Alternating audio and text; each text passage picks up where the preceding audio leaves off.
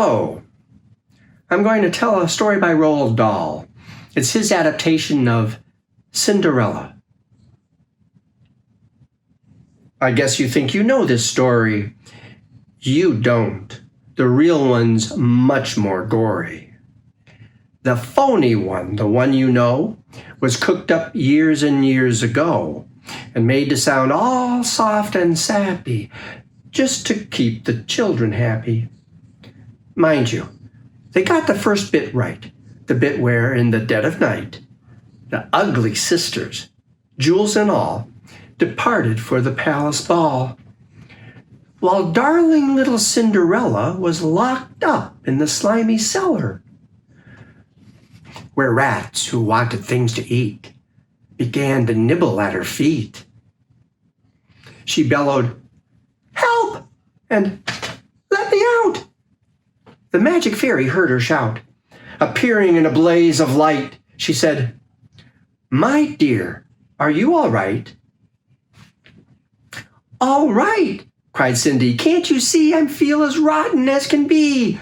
She beat her fist against the wall and shouted, "Get me to the ball! There's a disco at the palace. The rest have gone, and I am jealous. I want a dress. I want a coach, and earrings and a diamond brooch, and silver slippers, 2 of those, and lovely nylon pantyhose.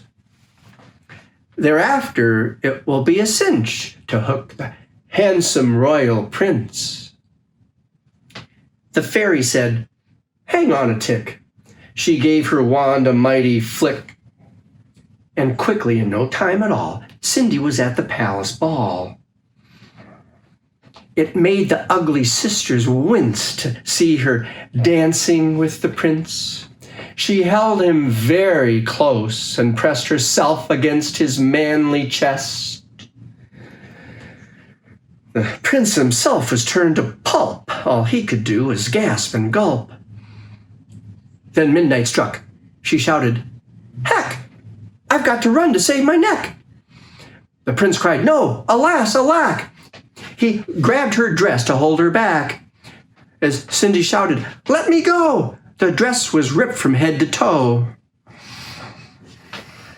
She ran out in her underwear, but lost one slipper on the stair. The prince was on it like a dart. He pressed it to his pounding heart. "The girl this slipper fits," he cried. "Tomorrow morn shall be my bride.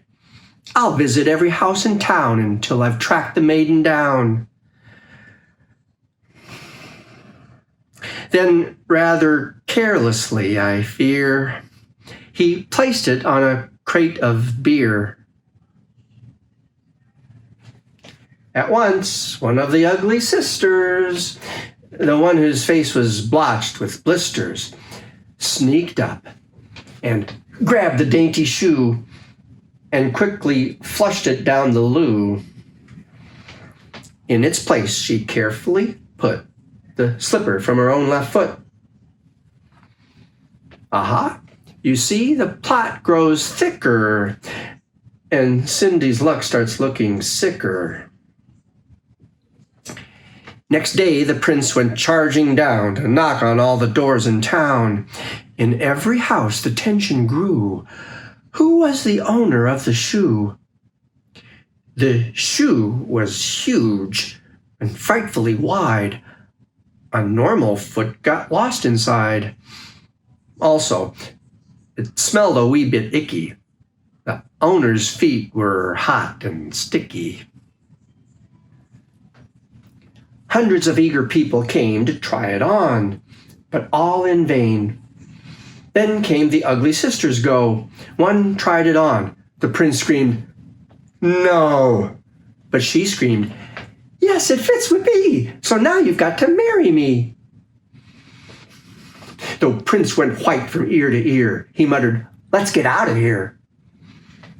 "Oh, no, you don't. You've made a vow. There's no way you can back out now."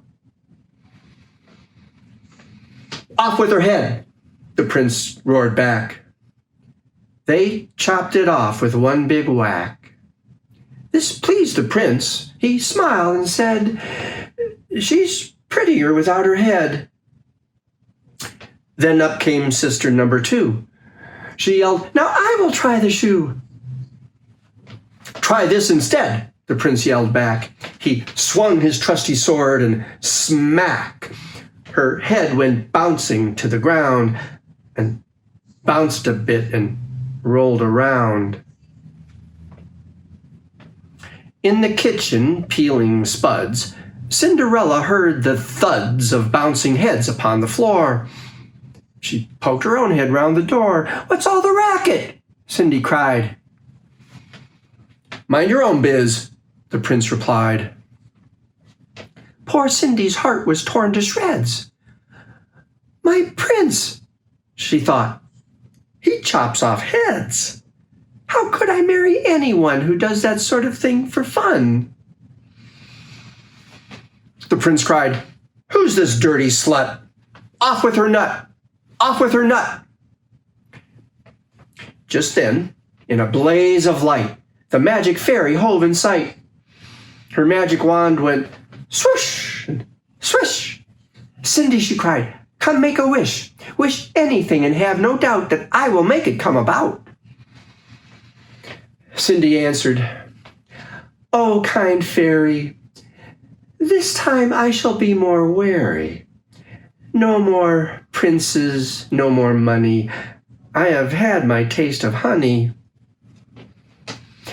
I'm wishing for a decent man. They're hard to find. Do you think you can?" Within a minute, Cinderella was married to a lovely feller, a simple jam maker by trade, who sold good homemade marmalade. Their house was filled with smiles and laughter, and they were happy ever after.